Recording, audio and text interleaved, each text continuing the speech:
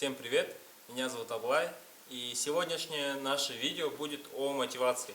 Многие подписчики спрашивают, что мне делать, мне лень, мне не хватает мотивации, подскажите, помогите, подбодрите и так далее. Но таким людям я ничего говорить не буду, я просто хочу зачитать про мотивацию одной из подписчиц.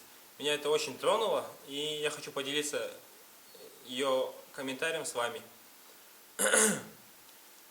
Она пишет: если ты ничего не делаешь, значит у тебя нет мотивации. У меня мотивация, чтобы моя мама не платила нереальное количество денег за то, что я и сама могу сделать бесплатно, да еще и получая стипендию. Она у меня одна, работает с утра до вечера, многого добилась одна, без мужа.